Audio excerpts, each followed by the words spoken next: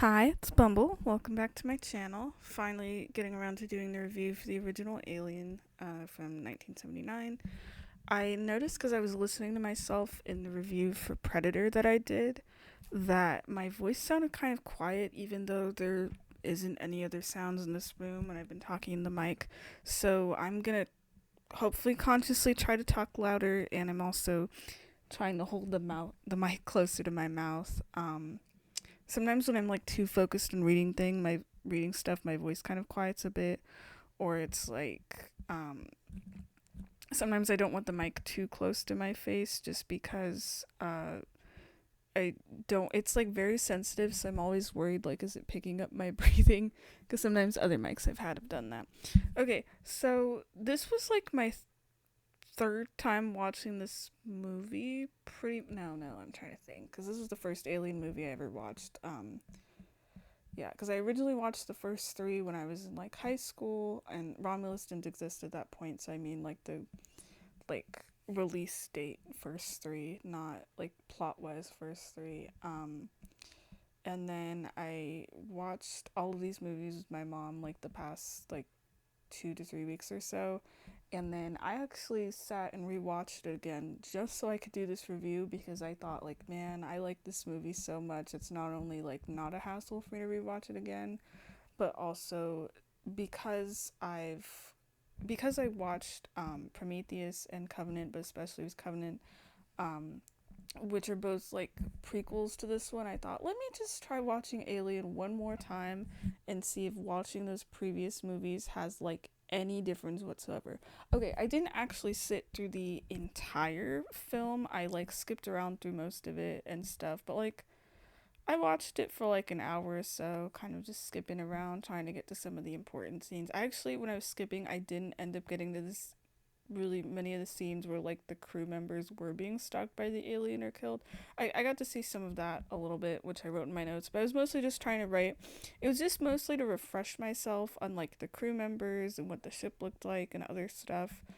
Um, just so I could write notes. So I spent like an hour writing notes. And oh yeah, in terms of, I'm not gonna do like a ranking video. I originally wanted to of all these movies, but my opinion keeps changing as I've been watching more of them. Because before I started watching all of these, Romulus was actually my favorite. And now that I've rewatched this one was my favorite. I will say, no matter what, I believe the original Alien and Alien Romulus, those seem to like constantly go back and forth in my head between being my favorite in the series. And I think part of the reason I like Romulus so much is it does feel to me the closest out of all the movies to feeling like the original Alien, because it does go back to that original like premise of like a couple of people having like their first encounter with an alien. None of them have like encountered it before and stuff. It kind of felt kind of going back to the roots. Um, but I do also remember some of the characters more in that one too. So I don't know. It's got like a similar enough vibe. We'll see. I will rewatch part of Raw. I'm gonna probably rewatch part of like all the movies as I'm talking them and doing these reviews individually, just so I can refresh myself. But like it's been enough time where it's like I still remember things and stuff. It's not like I watched these years ago, but it is fading from my brain from like 3 weeks ago. So I'm like, okay, if I want to talk about specific scenes and whatever, better refresh myself. Okay, I'm gonna read off my notes, and some of these notes are just gonna be like comments in general for like the series as a whole, or things I noticed while watching Alien or whatever. Um, the intro sequences they have like most of the time. I don't remember Resurrection having it though. I know that Covenant and Prometheus did, where like the title slowly forms, like the pieces of the letters appear on screen until it forms the full title, and it always seems to be in that same or similar enough font, except for Resurrection, because I remember it had a completely different one.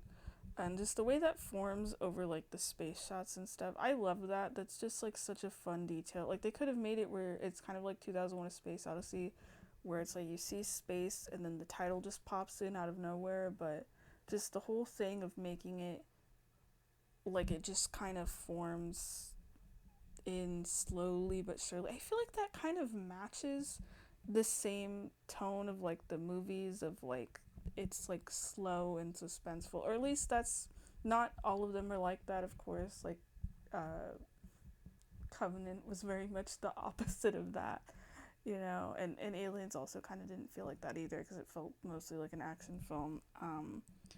But some of them do have that like slow suspenseful. That's kind of what I prefer in the horror stuff of like the xenomorph is trying to get them is like the reason I like these movies so much.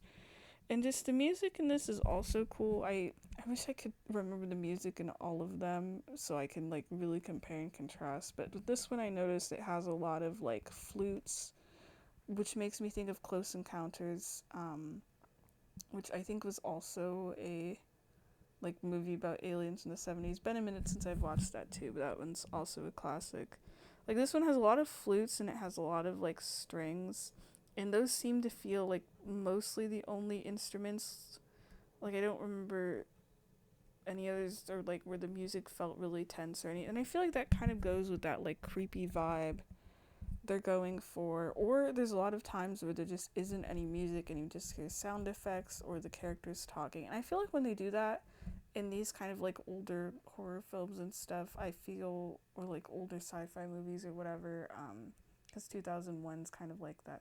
I'm gonna have to do a review of 2001. I feel like in both this channel and my old one, I just mention it and compare moments in it to so many movies. I'm like, okay, I need to eventually just talk about it and give my thoughts in a YouTube video. Anyway,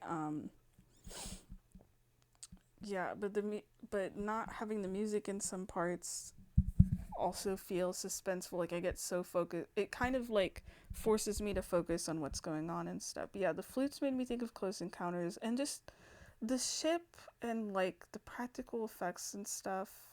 The practical effects in this movie I feel like have aged. I feel like this movie, despite being from 1979 and feeling like it's a sci-fi movie from like the 60s and 70s, more so than like the 80s in my opinion. It feels like it's aged really well. Like I've watched it within like the past couple years, all within the like 2020s and stuff is when I've been getting into this series. Like even watching it today, it's June 2025 and it still looks really good. You know, I think just the effort they put into the effects and stuff. I mean, I know they also didn't really have like a choice either. Like CGI wasn't like commonly used until like the 80s or something, right? Like I think about like Tron, for example, and like some of the other alien movies. So I know it's partially like oh yeah, they didn't really have a choice. Bumble with having like an array of CGI. Not that CGI is a bad thing either. Like I was talking in Covenant and Prometheus about how damn pretty a lot of the space shots look and stuff, and the CGI can look really good. I think the movie where the CGI looks really shitty though is like the third and fourth movies. One of those had the alien when it like crawls on the ceiling look so bad. I can't remember if it's the third or fourth. Hold on. Sorry, I heard someone yelling in the hallway and it wasn't anything dangerous, but I was like I didn't want the mic to pick it up. I don't want to have to edit this. Uh but yeah, the effects look really good and I think that helps with this movie. It's like this one and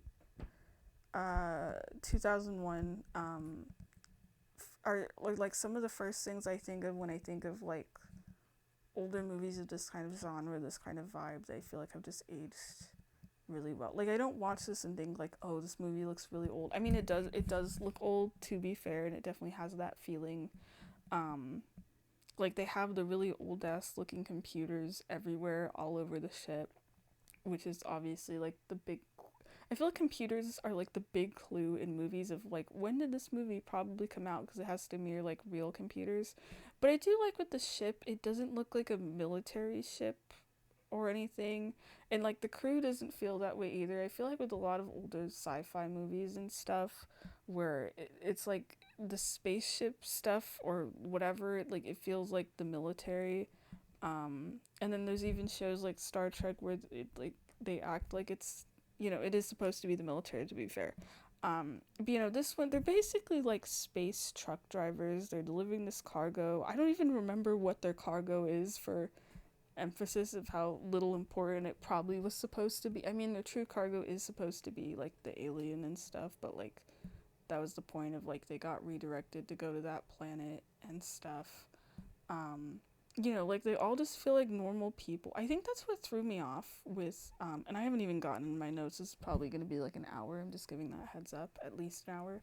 Um, like with Romulus, it kind of threw me off where everyone looks like they're in their 20s, where I'm like, oh, these people look and act like they could just be my age. I get that's supposed to be the point. It's the plot thing of like their parents all died in the mines and they're trying to leave to go to another planet. So I'm glad there's like a plot reason why they're all like so young. Like they're not like people that work on spaceships or anything. They're just orphans trying to find a better life. Um, I mean, to be fair, I think most crew in these usually are like adults in probably like their 30s or 40s. But here they do feel older, where it's like people that they all look like they're at least like 30 or so. Like they're just like blue collar workers just trying to do their job. And then they're forced in this situation. And I like with this crew that they, not like I have a favorite crew in like any of these movies. I do definitely always have favorite characters though, or the ones that I feel like stand out a lot. Um, which, spoiler alert, is probably like the main, whoever's the main character and whoever's usually the android. They're the ones that usually get the most screen time though, or like lore importance, to be fair. Um, what was I going to say? But I feel like they react to the alien in very human ways, because sometimes I feel like with the characters ranges throughout the series to like their reactions to xenomorphs and whatever. I like how it like varies between like before they find out about the xenomorph, like in Aliens, the Marines were like super cocky and then they get freaked out. And then I remembered when I was watching Covenant that there's people who like they see the xenomorph for the first time and they're like freaking the fuck out. Or wait, no, not it was either Covenant or Prometheus. One of them I remember at the beginning of the movie, um, like an alien. No, it was after someone got the weird dust in them. They're in like a medical bay, and the xenomorph pops out. The little worm looking one, and there's this woman holding a knife that like doesn't know what to do, and my parents are making fun of her. And there's this other woman that's running out of the ship, and she's like screaming her head off and crying.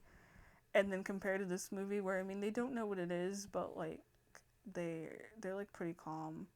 Like people's reactions varies. But I like that their reactions, because it is just the one xenomorph, but it does genuinely feel like a threat and everything. Right? Like sometimes their reactions feel realistic, where they are freaked out or whatever. Um, and then there's other times where it's like they gotta be brave. It all feels like how people would actually react, and I appreciate that with horror movies or just movies in general, where sometimes it feels like it's too much, where they're just screaming and crying like immediately, and then other times where people are so calm and I'm thinking like, how the hell are you not like terrified right now? I know there has to be a balance of like, okay, the characters need to fight to survive, so even if you're scared you have to be brave, but some stuff in some movies, man, it's like terrifying. I In terms of the crew, I liked them all. That goes into one of my other notes actually. Lambert was the one I've never really cared for, and that is because she kind of is the one that freaks out the most. But to be fair, like if I was face to face with the xenomorph, like when she finally gets cornered and one of the other characters has to sacrifice himself to save her, uh, she is just kind of frozen in place and like sobbing. I would probably do that exact thing if a xenomorph was in my face. Even if I'd watched all these movies and like knew how to beat them or whatever, I would probably scream and cry too. So it's like I make fun of people for I'm just saying probably tease people for reacting like that, or saying that it's kind of annoying in these reviews. But like just know if I was in their shoes, I'd be doing the same thing. So I get it. Okay, I'm gonna go back to my notes now. The ship having all this old tech, or it feels old. Like with 2001: A Space Odyssey, I'm just constantly gonna use that as an example for everything. Um, Whenever I feel like it's relevant. It's like the ship, even though it's like, they're in a spaceship, it takes place in the future.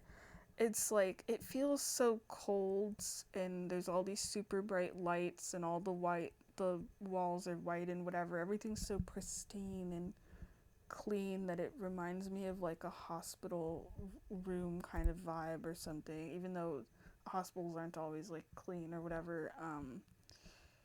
And this one kind of makes me think of like Blade Runner, where they like it takes place in the future, but everything just looks really old and dirty and whatever.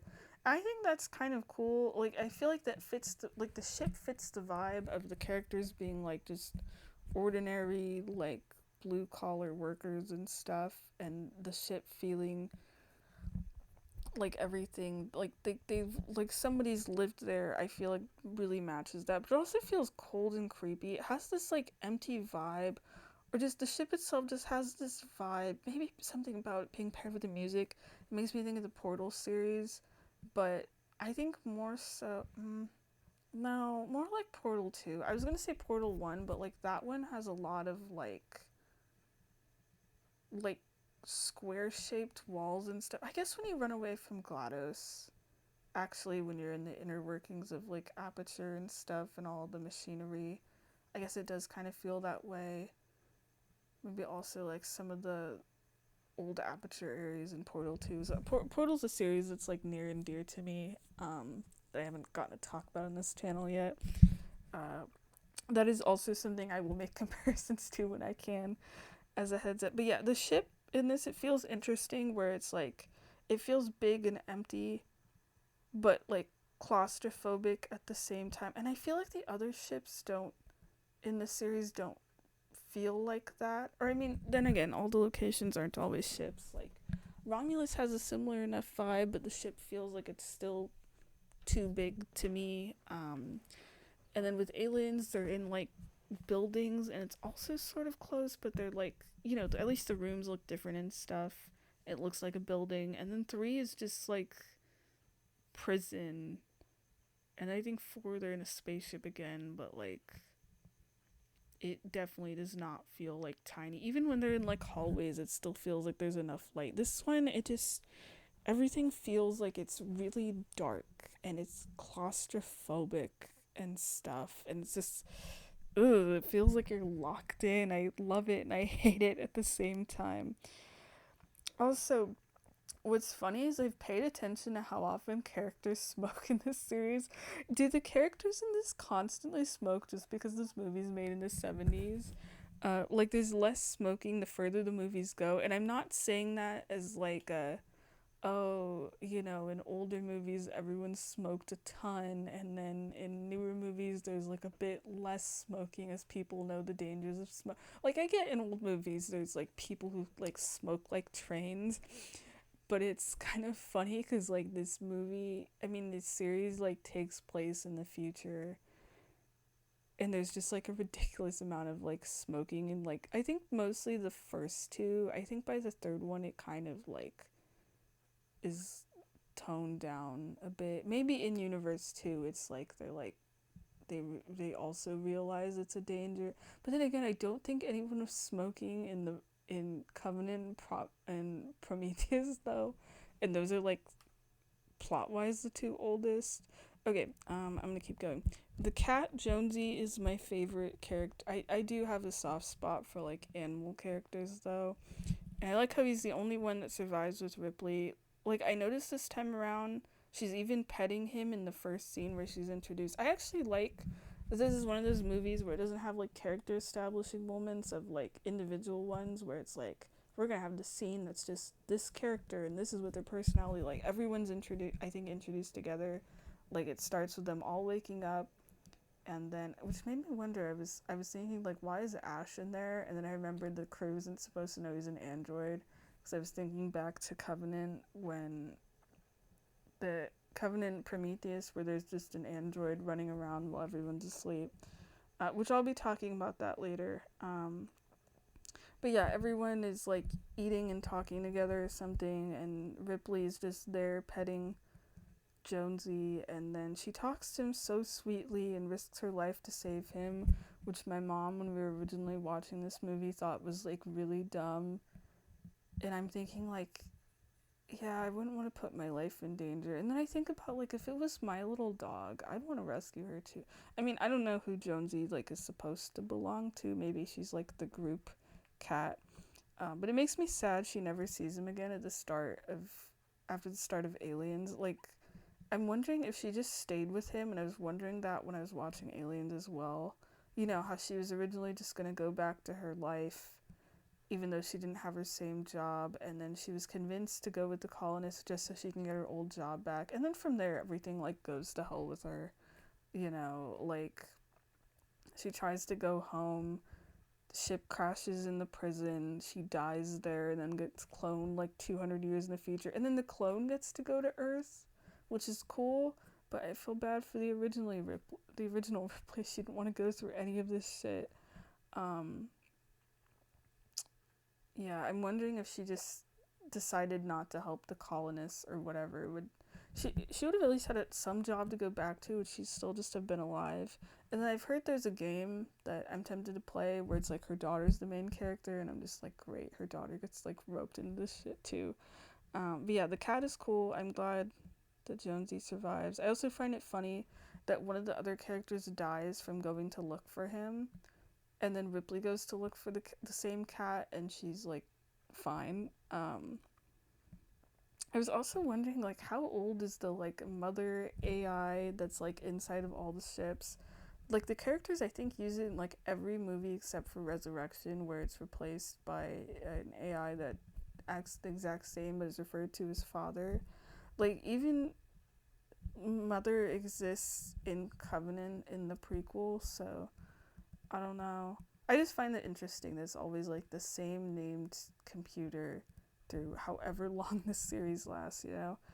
Uh, I originally, okay, when I first ever watched this movie, I was confused about things with the plot. Not the same way with like Prometheus and Covenant, where I didn't know what the hell was going on most of the time. Um, but in a way where I think I just misunderstood. There was just things I didn't catch. A lot of the time, stuff just like goes over my head. Like, I originally felt really bad for the crew because I thought, man, if they just didn't go to that alien planet in the first place with the eggs, they could have just gone home. And then watching this movie like on a second viewing, even though this is my third viewing, I'm just saying in general, is interesting because, like, you know, the company and Ash, they want to bring back the xenomorph, and that the crew is expendable, and that they're forced to go to this planet, and not just like Ash is acting sus of like clearly wanting to preserve the alien, but also noticing signs he's like a little off and whatever, and like how he doesn't react. He's like the only one that doesn't seem freaked out about the xenomorph. I think also, you know, because he's an android, which is reminding me of like, I'm gonna be referencing Covenant a lot just because that's like the last one I watched, and like plot wise it comes before this one, I think. Um, like David even mentions of like, oh yeah, they track people by heat signatures, and he's like unharmed by the xenomorphs. Like, he doesn't have the same body heat as humans or whatever. So I'm assuming that's probably another reason Ash isn't like freaked, or any of the androids usually don't seem freaked out. Most of the time. I think Cal was the only one that was like freaked out. I mean, Bishop does, I think, get sliced in half by the xenomorph. I forgot if that was like on purpose or not. But now I want to pay attention as I'm rewatching these of like, how did the xenomorphs react to the android characters, and like, are they only targeting the humans? You know. Um, but yeah, you notice more signs of like, oh, maybe he's not actually what he seems. And then the crew being expendable. Uh, it just feels sad of now of like, oh yeah, real like catching all these things of like, man, they just never actually stood a chance. I mean, if they had listened to Ripley about the quarantine thing, about like quarantining Kane, they probably would have been fine. But like Ash kept talking her out of it on purpose because of the company. I feel like if he wasn't like a company droid and was like another like if there's no one from the company keeping an eye on things and trying to get the xenomorph, maybe they would have listened to Ripley and everything would have been fine. Because I noticed the crew kept mentioning about like wanting to kill the xenomorph. They're like, let's just get it out of Kane and then everything will be fine, and Ash just absolutely like refuses to let them and stuff. Then again, I feel like with a lot of the movies, it can be hard to watch the beginning where there usually is some crew member who's like, hey, we gotta like quarantine this person or whatever. Or it's like, oh, we can't let this person back on board. And there's usually somebody who's like, we gotta save this person. They're just sick. We don't know why they're sick. Like the audience, we know that they have the xenomorph inside them or whatever. I'm not saying like I'm a heartless bastard who wouldn't try to save someone if I was in their shoes and like knew this person was suddenly sick or whatever. Of course I'd feel bad and I wouldn't want to ditch someone. But it's also just like you're on an alien planet or somewhere most of the time, especially when the ones where they are on like a weird spaceship or whatever. They usually seem to be in these movies in like places they don't know where they are or whatever. It's like I don't think you'd want to bring someone who's like suddenly infected in this mystery place like on your ship. um it also feels a little sad because now that like 2020 has happened and there's been like an actual quarantine and everything, like I think in the movies I'm like, oh, these are professionals or whatever, but it's like, okay, they're like, anyone actually break quarantine to save their friends? And now I'm just like, there are so many idiots out there who broke quarantine. um and also, yeah, with the like knowing things on second viewing and connecting that with aliens, like when I first watched Aliens, I was like, why does Ripley just like hate Bishop throughout the whole movie? And now I'm just like, oh duh, like listening to Ash and then also later realizing he's an android but kind of unrelated. um it was the thing that got everyone killed. So like that just never clicked to me the first time I watched. And also like how human Ash seems to everyone else, like human like compared to the other characters. Like of course this is the first movie where you don't know that androids exist, so it just might seem like, oh, he's like loyal to the company or whatever, and not like, oh, he's acting a certain way also because he's literally not a human person. Like the crew doesn't know that he's an android either. He just seems like really introverted or whatever. um but it does also feel different watching after Covenant, where one of the android characters, it's either Walker or David, is talking about like, I think it was Walker, like androids became less human like to not scare people. And Ash like sort of feels like that. Ash and Bishop sort of feel like that to me, but also not. Like at least Ash does seem like he has like a personality, sort of, and like the way he reacts to things and stuff. But also doesn't really emote to things. So I don't know. I mean, I feel like I almost want to say like, oh yeah, no one would act completely emotionless to like an alien running around, but like probably people that would. I don't know. But anyway, the cruise is cool overall. I liked the two, like, I think they were maintenance workers. They were always like below the ship. The two guys that just wanted their bonus and then they got roped in. All they don't care about the cargo. They just want to get paid. Um, I also noticed Ripley's hair. She has less and less hair as the movies go on. I know in the third movie it's on purpose where everyone has to shave their head because of lice or whatever. But it's like super fluffy and looks almost like permed here. Or maybe she just has curly hair. I don't know how Sigourney Weaver's hair normally looks. And then it ends up getting put up like halfway through the movie when she's like starting to get serious. Reminds me a bit of one of the characters from, I think it's Series of Unfortunate Events. Anyway, and then in the second one it's cut really short. I don't remember why. And then she's like bald in the third one. I think even her clone ended up being bald too. And I like how when they go to the planet where they find the eggs and stuff, it's all misty and stormy. Like it really does have this feeling of being like alien and unknown.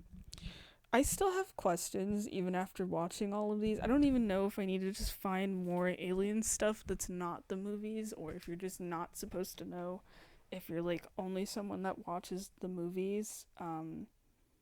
I still always just wonder about the company lore, actually, of like how they knew to go to that specific planet that has all of these eggs. I still don't even know where specifically they went, like if it's a place we've seen in other movies that has, because there's like a shit ton of eggs there and stuff, and there's no, it doesn't seem to be like a xenomorph queen or anybody running around or whatever. Because like if you think about it with like Covenant or whatever, it ends with like David bringing these embryos onto the Covenant ship, and I'm assuming he probably infects the crew, and I don't know what happens to him or that ship after that, if he ever makes it back to wherever they were going. Um, but then with this one coming next, I know this is the original, of course they can plan that far ahead. Um, it's like the company, in this one they're looking for an alien. Like I thought with Covenant, I thought, oh, is he bringing the embryos back to the Weyland Yutani company? But then it's probably like no, because throughout the first three movies, they're trying to get an alien for their bio division. It seems like they never actually got one, and it's like by this point they still need an alien. And then this planet has a bunch of, it's the egg thing I'm confused about, because like with the way it is with Covenant, if I remember right, it's like before David mutated them and they got combined with humans and whatever, it seemed like the aliens came out of those like starfish things from like Prometheus or whatever, from like the black goo, or like they came out, the black goo ended up as some kind of air virus. That stuff was still like so hard for me to keep track of, like how they evolved throughout those two movies. And then they ended up inside of people, and then they didn't look like how they normally look, where they looked like they had human skeletons or whatever. And then David messes with them, and then the eggs go inside of people, and then it's the xenomorphs we all know and love. But I thought that meant that implying like the eggs were like human made, droid made, if you will, and not like how the xenomorphs naturally are. So I'm like, why is there a planet that just has all these eggs? I just, I don't know. Keeping track of the xenomorphs evolution throughout the series just feels really confusing. I don't know. I think it's just I want to know like what is this planet they're on in the first movie? Why is there so many eggs? Is it like the, that's why I assumed it was like this whole time until I saw Covenant and Prometheus. I thought like, oh, is this planet they go to an alien just like the xenomorph homeworld of where I just assumed they all hatched from eggs there, and then they spent a whole two movies later, years later, going over like, no, this is the actual origins where they like share DNA with humanity or some shit. Okay, moving on. I'm sorry. The scene of the chest bursting with Kane still just feels so iconic. Like it's so short, but it feels scary. Like we see it more in the other movies a million times, but here it's like um it feels more gory, even though it's not. Of like the crew just around this one guy, it just all happens. So it's like the shock of it really is like the strongest here. I think I remember reading somewhere like some of the actual crew of the movie, not the crew of the spaceship, like didn't know what was gonna happen or something, so the reactions were like genuine shock, but I didn't like fact check that. Um, like even knowing how this movie happened and like seeing this effect in the sequels and whatever, I don't get tired of it here. And I love the original little like chest burster or whatever. Um, where it's like this little silly puppet that just darts off screen, and then the crew members just stare at each other. They don't try to chase after it or anything, and they're just like, what the heck kind of looks. But the way the puppet darts off, it doesn't even look like it skitters off or moves its limbs. It just kind of, probably because it's like a little puppet, I'm assuming it's a puppet, I don't know. The way it just moves off screen is funny. It reminds me of Spaceballs, which I think now that I'm thinking back, oh, that probably was a parody of Alien, where it was clearly even more a puppet, and it just moves off screen. It happens the exact way. And damn, now they're making a Spaceballs 2. I gotta rewatch the first one. Um, but yeah, this movie's cool because it's suspenseful in like a horror way, but also like a mystery way. And the mystery way, I don't know how to explain that vibe. I feel like Romulus, I love Romulus, but I feel like it didn't really have that. I feel like, I don't know, the ship feeling claustrophobic and the strings and the flutes just gives it this like, I mean, it's also this mystery vibe because like the crew and the audience doesn't really know what's going on, and things are revealed to the crew and us at the same time, like Ripley finding out like, oh, that the crew is expendable, or Ash being an android, all this stuff happening for the first time and whatever. uh, Also, the I forgot until I was watching this again that the crew doesn't try to instantly kill the alien. Like in most of these movies, they're just like, "Holy shit, what is that thing? What the heck?" And they get like a gun or something, and they try to go after it, or they let it run away, or they move to do something, And then this one, they're like, okay, we're gonna try to catch it with this net, and we're gonna split up. I mean, they do have an alien tracker. I wonder if Ash had that pre-prepared because he didn't have a lot of. I know he's super smart and everything, but he didn't really have a lot of time to make that. And he's just like, oh, I made this tracker, and we can conveniently use it to track the alien. I just thought about that too. Um, what else? Oh yeah, the part where Dallas is in the vent, that's like one of the only scenes I watched as I was skipping through of like someone dying from the xenomorph, where he's in the vent with the flamethrower. That, no matter what, that still also feels kind of sad, where it's like he knows the xenomorph is coming and can't really do it. He's just like a sitting duck in there pretty much because he doesn't know which direction, even though it's like it's on the tracker. So I don't know why they didn't tell him. I mean, Lampert is at that point, I remember screaming like, move, just move, and he's just doesn't know what to do, and then he's gone. And then the part when Ripley finds out about the crew being expendable and why they're really there and stuff to get the alien. Is it supposed to feel more like a plot twist than like Ash turning out to be an android? I mean, I guess because it is like the main thing of like everything was a setup, but there's no music or verbal dialogue. It's just her typing into Mother. I also like that Mother. I mean, I know in this movie and like the others, she's like this computer voice that they'll like talk to as they're running around. But I like how here she's like this giant room that, and they just write into the keyboard, and we actually get to see her screen and everything. It feels like they're actually like talking to her. I mean, I remember my parents joke about in like older movies and stuff like See Bumble, back then computers, especially if it's like a movie from the 50s or 60s, like had to be take up an entire room, and I know they probably did.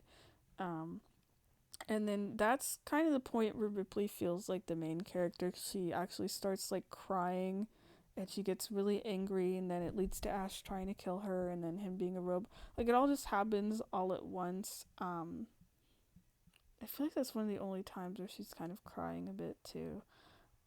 Like I'm so used to how she is by the third movie, where she's just like doesn't even seem pissed off anymore about the xenomorph. She just it's like it's this in this one she just feels like she's part of the crew, and then the aliens she's like very protective of Newt and just feels kind of angry, and then in the third movie by the end of it she just feels really tired, um or kind of acts that way. Hold on, there's something else I was gonna say. Oh yeah, when that was funny. I almost forgot when Ripley finishes typing to Mother and finds out what the like science officer's like true directive is and whatever, and the crew, especially the part of the crew being spendable.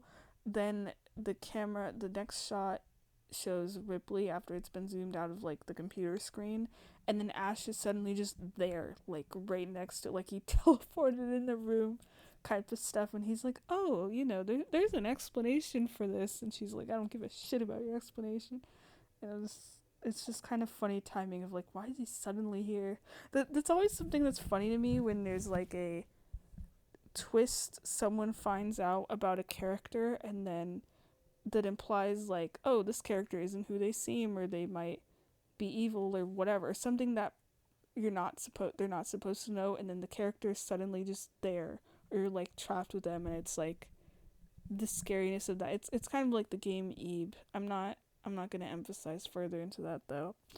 Uh, the other Another thing I'm still confused on, mostly just thinking about this movie and Aliens and what they said in that.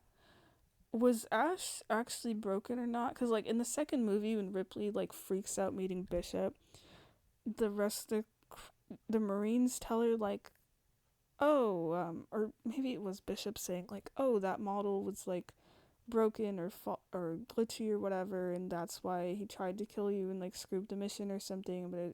He's trying to reassure her, like, oh, I'm a better model. We don't have that like problem anymore. And then thankfully, Bishop ends up turning out to be completely fine, and I think Ripley probably trusts him by the end. I don't know.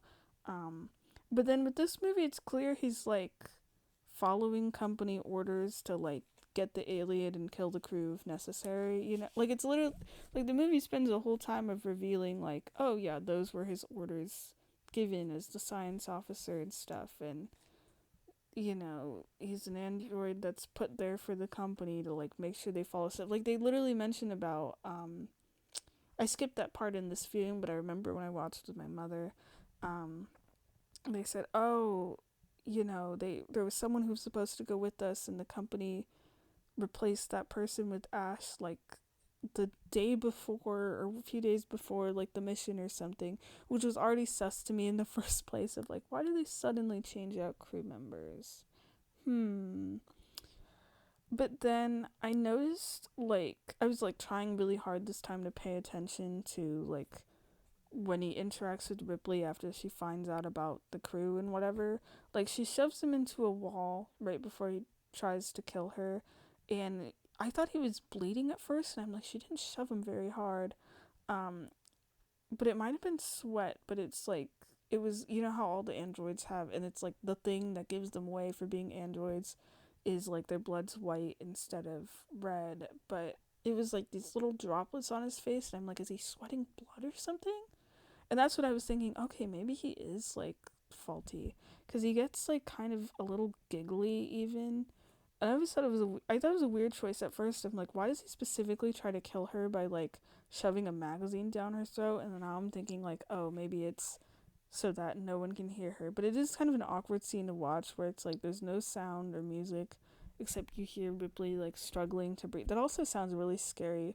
I mean, someone like cutting off your air supply is scary in itself, but shoving something down your throat to prevent you to breathe, I mean, that is also literally what happens to people with the face huggers. Um, so I guess this is the closest she gets here. Uh, but I don't know. When I was thinking like, oh yeah, he's an android. Like he's already really strong and is like pushing her around. I'm thinking like, why doesn't he just like strangle her or something like by hand? I feel like that could have achieved the same. Well, she could have screamed. I don't know. The magazine is just like it's memorable, but still feels like kind of weird. But now that I'm reasoning it, I think I get it. Uh, and then she kind of claws at Ash's chest a little bit. Like it doesn't seem that hard. She's like kind of trying to hit him to get him to stop. And it doesn't seem like doing any it's doing any damage. But then he's like making these noises or whatever, and then I think before one of the crew members even hits him with something, he starts like dying or breaking down or whatever, where he's like making all these weird noises and moving around and spewing blood. And then they hit him over the head with something that I noticed it didn't. I thought it might have been like, oh, maybe it's like a metal pipe or something that makes like a hard sound. Like if you get hit in the head with a blunt object, I'm assuming that's gonna do something. But it doesn't make like a hard sound effect or anything. It actually looked like something squishy. And it decapitates him. A lot of these androids seem like they get decapitated or easily like broken in half or whatever. Like they're strong, but like they also seem kind of flimsy. So yeah, I don't know if he's supposed to be like breaking down at that point or what was up with him. Or I originally thought with Aliens, when I first watched it, I thought, oh, are they just trying to make an excuse or like make fun of Ripley of like she had this bad encounter with an android and like that doesn't happen anymore 57 years later. I still can't believe I think it's supposed to be like a 57-year gap between like Alien and Aliens, cuz I know she was in the like the pod or whatever, but she doesn't seem like she's aged a day, and things don't seem like they're more futuristic. I don't know. And it's also interesting they like right after they kill Ash, there's someone in the crew who mentions like, why did the company send us a goddamn robot? Um, and then it's interesting, and I feel like I have to keep saying like I know this movie was the first one where there's no like established lore of sequels or anything, but because they have like prequels and then even sequels that take place before the actual sequel to this movie, they're putting all this effort in that I'm like, okay, I have to keep, after watching everything, I feel like I have to keep connecting the dots or questioning things or whatever. It's also kind of fun for me too. I'm like still seriously surprised for a movie where I was enjoying it for like the xenomorphs killing people that I ended up paying so much attention to whatever lore they try to put in. I don't know. But it's like the movies that take place before this one and after, there's characters who mention about like, yeah, they always gotta have a synthetic board for like a mission or whatever, and like the crew always seems to know, like I think it's by the time of the fourth movie where we get the plot twist again of, oh, this character on the crew is actually an android, and then they turn out to be one of the good guys. But I think on like every other movie they know, like I don't think the third one didn't have its own android because it was in the prison, but all the other ones do. Like they always seem like they know that they have a synthetic, except for like two of the movies. But I don't know, story wise it's just kind of interesting to me that there's a surprise. Like at first I thought like, oh, did they not know that androids exist? But because the company's like, why, I mean the crew's like, why'd the company send one of these? um I'm wondering like, why didn't the crew get to know? Like I get it that they couldn't know Ash's true directive, and it's like, okay, fine. Or it was mentioned more in the mother screen of like the science officer's eyes only or whatever. But now I'm wondering, were they not allowed to know if he was an android? Like, would his behavior would have clued him in? Like, he was already acting kind of weird. Like we noticed as the viewer, or whatever. Like, why does he care so much about the android and I mean the alien?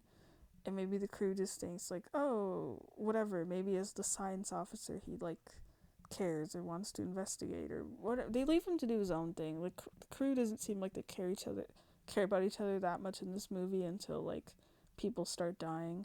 Um, I'm wondering like if they knew he was an android plus his weird behavior, would that have been enough to clue them in that like the company might have an agenda, because they'd know like, oh, yeah, he's with us on the crew, but he's like an android and he's like a company android. I don't know. I feel like there's so many things I'm like wondering about, which is why I'm glad I watched this a third time after seeing everything. And now I'm also like I was confused in Aliens. I'm like, why does Ripley know how to connect Bishop's head and talk to him and stuff? But like she sees that here with Ash.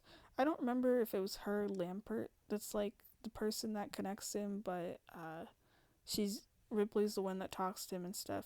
I also thought it was cool. His voice sounded like it was coming out of some kind of device. Like he sounds more robotic, just a little bit, not completely. Like it's still the actor's voice and stuff. Once he's decapitated, which I wish they kept that consistent with androids that were decapitated, because I think that's cool and that reminds you like, oh yeah, this person is supposed to be like a robot and stuff. It's like they didn't do that with David and Prometheus when he's decapitated. He still sounds exactly the same, and I'm like, damn, I wish they had. I mean, in that movie, it was kind of, I guess, probably good. He still sounded like he always sounded human, because with the way that story was going, it was like the main character was kind of on her own and thinks everyone's dead. And it's probably so nice to hear what sounds like a human voice on the other end, even though she knows it's not a human. Also, something I noticed, and I'm wondering, is it like a plot thing or just a coincidence or maybe like a casting thing that like most of the actors that play like androids in this series are British, but it seems to specifically be, and I'm gonna have to think back out loud as I'm making this point, like the ones that are like the Weyland-Yutani specific ones and the ones that end up being like super loyal to the company rather than like the human crew members. Is that like a plot reason or just like a really weird coincidence? Because at first I didn't notice, and then as I was watching I was just thinking about it and I'm like, oh, that's kind of weird. um because like Ash is, so is Andy. I mean, Andy was a nice one, but like they mentioned he was like a no, he was, yeah, no, because the Weyland-Yutani company, like they do stuff with the mines too, and he was like a reprogrammed to be nice and to like be Rain's brother to go and to like go in the mines and whatever. And then he ends up getting taken over by Rook anyway. Rook's another one, and then uh Bishop, I don't remember who he belonged to. He was just already with the Marines. Um, and then Cal was, I think, not a Weyland-Yutani one, like a different company or something. Let me see. And then Ash's speech. Oh yeah, and then David. I mean, I feel like David's also kind of the obvious one of like he's basically Peter Weyland's like son. Oh yeah, this is already like 50 minutes. Sorry, I'm almost done. I have like 4 more paragraphs. Ash's speech about the xenomorphs. I'm glad I got to see what the exact dialogue was. Like I do notice that like in every wait, no, I'm just gonna read the paragraph before I'm gonna lose my train of thought. Ash's speech about the xenomorphs was interesting. Ever since watching Covenant, which was yesterday for me actually. Especially his line when he's talking about like how perfect the xenomorphs are, about like not being clouded by delusions of morality or whatever. And I was thinking about Covenant and how like David was disgusted by humanity and like the whole thing of his creator trying to cheat death and him mutating the xenomorphs so they could be like the perfect specimen to replace reality and like, I mean, not reality, humanity, humans. And like almost every android after him has that kind of mindset, especially Ash, of like the xenomorphs. Like I still find it interesting that even though Bishop turned out to be good, and maybe it was one of those things of like, oh, what if he is going to betray the crew? I always wonder if that was like on purpose or not with aliens. Like he has a line even when he's looking at the xenomorphs and he's like, wow, they really are marvelous. Like he does admire them even though he does help to fight them. And the fact that a lot of the androids, I don't think Cal does though. I feel like she reacted to them like pretty normally and stuff and didn't seem like, wow, these are so cool. The fact that most of the androids have that opinion of like whether they're trying to help humans or not, of admiring the xenomorphs as like a species and them being like these perfect killers or what and stuff. It's just, I don't know, interesting. And then the you have my sympathies line and then smiling before pulling the plug. I was wondering, is that supposed to be like genuine, like he does? I mean, I don't think of course he feels sorry for them of like, it's his fault and for his following company orders and whatever of like bring the xenomorph in the first place. Maybe he did partially like the crew. I don't know. He did feel like a crew member from the beginning, but like no one seemed to like each other on that crew, Like they're all just like professionals and stuff. But it also could have been kind of smug. I did think it was a cool moment though, and it was smart that they burned his corpse. But the part when his skin melts and it's one of those like completely white like plastic robot faces, it reminded me of Detroit Become Human, which I'm also sad my playthrough's gone. But it's cool to see what they look underneath. I feel like a lot of the time when like the androids get injured in this series, it's like we usually just see the white blood or we see like some of their innards, which I get it looks different from how humans look because they're supposed to be like metal and stuff, but it feels a bit different actually seeing what the faces look like and not just something that looks organs or similar to humans as like the real reminder of like, yeah, that's someone made out of metal or whatever. What was the other two things I was going to say? The part when Ripley's just pretty much alone at the end, and I think Mother's doing like the countdown or whatever. I probably should have also Googled who voiced Mother. I knew like the cast for like everyone else. It kind of reminds me of like not specifically GLaDOS, which would have been cool actually. It kind of makes me want to rewatch Pacific Rim. But her voice actress just talks without the filter kind of sounded similar. I know it's not even like a coincidence of like anything, that's purely just like something I was like, huh, that does kind of remind me of it. And then the xenomorph in Ripley's pot, I feel like with a lot of these where it's like you gotta fight the xenomorph at the end and try to um stay alive when you think you're safe or whatever. Usually that's like a really cool moment in like every single movie, and it gets like more and more intense as the series goes on. And then I realized here as I was watching the scene, like I remember like everyone probably remembers like Ripley blasting it out of the space pod, but it feels more scary and like less like badass here, because like the xenomorph, it's like taking a little nap or something in our pod. It looks that way, which is kind of funny.